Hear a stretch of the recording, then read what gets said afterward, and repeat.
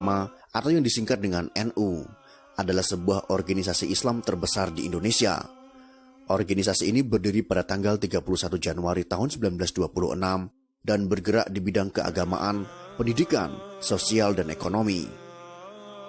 Pendirian NU digagas para kiai ternama dari Jawa Timur, Madura, Jawa Tengah, dan Jawa Barat yang menggelar pertemuan di kediaman Kiai Haji Wahab Hasbullah di Surabaya.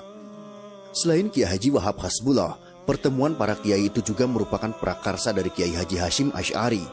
Yang dibahas pada waktu itu adalah upaya agar Islam tradisional di Indonesia dapat dipertahankan. Maka dirasa perlu dibentuk sebuah wadah khusus. Sebenarnya upaya semacam itu sudah dirintis Kiai Wahab jauh sebelumnya, bersama Kiai Haji Mas Mansur, seperti yang ditulis oleh Ahmad Zahro dalam buku tradisional intelektual NU, Lajnah Bahthul Masail 1926-1999 tahun 2004. Kiai Wahab mendirikan Nahdlatul Wathon yang artinya kebangkitan tanah air pada tahun 1914. Martin van Brulnessen dalam buku berjudul NU, Tradisi Relasi-Relasi Kuasa, Pencarian Wacana Baru tahun 1994 menyebut bahwa boleh dibilang Nahdlatul Wathon merupakan sebuah lembaga pendidikan agama bercorak nasionalis moderat pertama di Nusantara. Sebagai catatan, Nahdlatul Wathon versi Kiai Wahab dan Kiai Mas Mansur ini berbeda dengan lembaga bernama serupa yang didirikan Tuan Guru Kiai Haji Tengku Muhammad Zainuddin Abdul Majid di Lombok, Nusa Tenggara Timur pada tahun 1953. Kehadiran NU merupakan salah satu upaya melembagakan wawasan tradisi keagamaan yang dianut jauh sebelumnya, yaitu paham Ahlus Sunnah wal Jamaah. Selain itu, NU sebagai organisasi-organisasi pribumi lain baik bersifat sosial, budaya atau keagamaan yang lahir di masa penjajah, pada dasarnya merupakan perlawanan terhadap penjajah.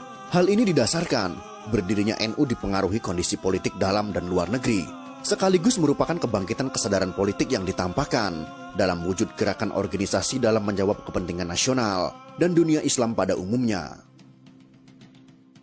Akibat penjajahan maupun akibat kungkungan tradisi, telah mengunggah kesadaran kaum terpelajar untuk memperjuangkan martabat bangsa ini melalui jalan pendidikan dan organisasi. Gerakan yang muncul pada tahun 1908 tersebut dikenal dengan kebangkitan nasional. Semangat kebangkitan terus menyebar setelah rakyat pribumi sadar terhadap penderitaan dan ketertinggalannya dengan bangsa lain. Sebagai jawabannya, muncullah berbagai organisasi pendidikan dan pembebasan. Merespon kebangkitan nasional tersebut, Nahdlatul Wathon atau Kebangkitan Tanah Air dibentuk pada tahun 1916. Kemudian pada tahun 1918 didirikan Taswirul Afkar atau dikenal juga dengan Nahdlatul Fikri atau Kebangkitan Pemikiran. Sebagai wahana pendidikan sosial politik kaum dan keagamaan kaum santri, dari situ kemudian didirikan Nahdlatul Tujar atau Pergerakan Kaum Saudagar. Serikat itu dijadikan basis untuk memperbaiki perekonomian rakyat. Dengan adanya Nahdlatul Tujar itu, maka Taswirul Afkar selain tampil sebagai kelompok studi juga menjadi lembaga pendidikan yang berkembang sangat pesat dan memiliki cabang di beberapa kota. Berangkat dari munculnya berbagai macam komite dan organisasi yang bersifat embrional dan ad hoc, maka setelah itu dirasa perlu untuk membentuk organisasi yang lebih mencangkup dan lebih sistematis untuk mengantisipasi perkembangan zaman. Maka setelah berkoordinasi dengan berbagai kiai, karena tidak terakomodir kiai dari kalangan tradisional untuk mengikuti konferensi Islam dunia yang ada di Indonesia dan Timur Tengah, akhirnya muncul kesepakatan dari para ulama pesantren untuk membentuk organisasi yang bernama Nahdlatul Ulama atau Kebangkitan Ulama pada tanggal 16 Rajab tahun 1344 Hijriah atau tepatnya 31 Januari tahun 1926 di kota Surabaya. Organisasi ini dipimpin oleh Kiai Haji Hasyim Asy'ari sebagai Rais Akbar.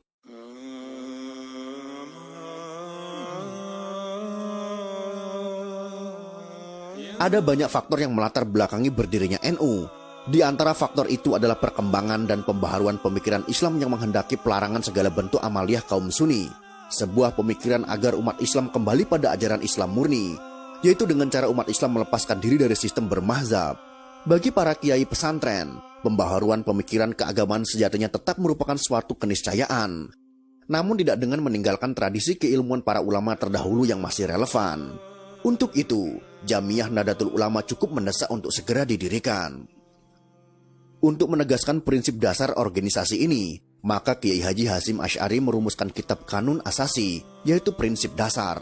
Kemudian juga merumuskan kitab Etikat Ahlussunnah wal Jamaah. Kedua kitab tersebut kemudian diejawantahkan dalam Khitah NU, yang dijadikan sebagai dasar dan rujukan warga NU dalam berpikir dan bertindak dalam bidang sosial, keagamaan, dan politik.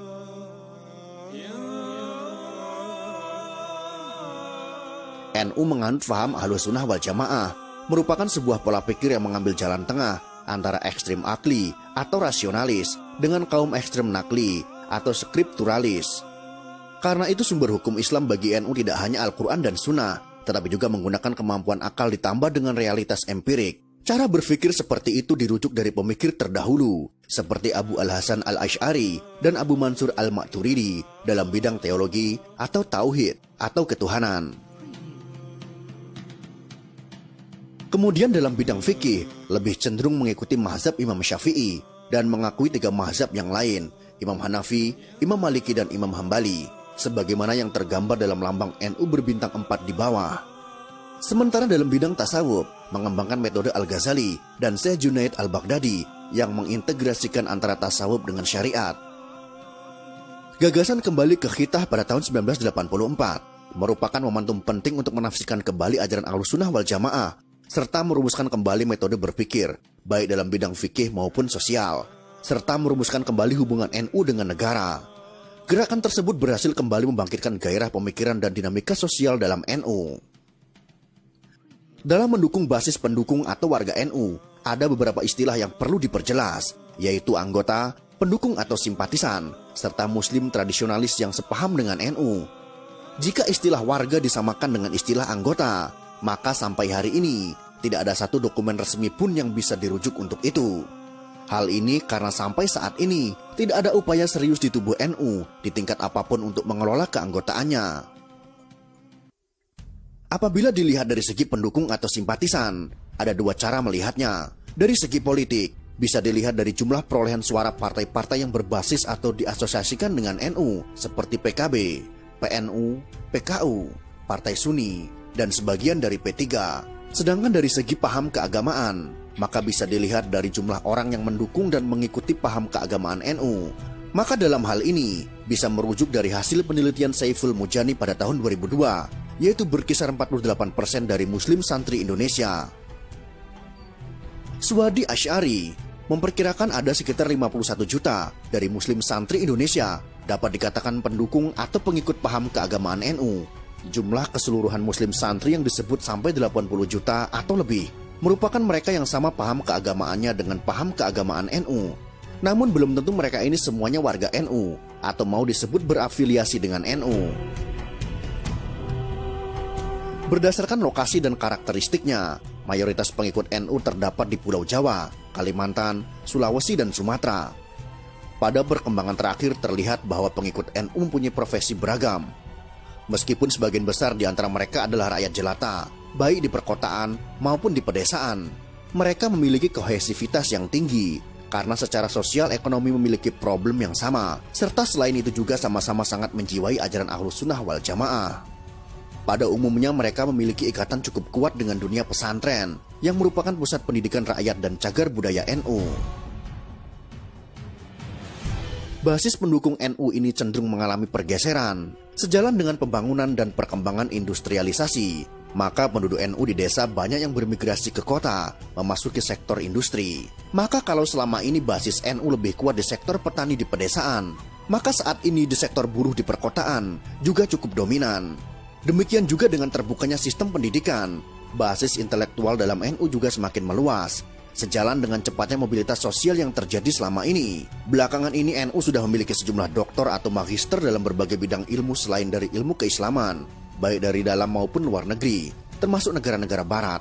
Namun para doktor dan magister ini belum dimanfaatkan secara maksimal oleh para pengurus NU hampir di setiap kepengurusan NU. Itulah sekelumit sejarah tentang hari lahir Nahdlatul Ulama dari tahun 1926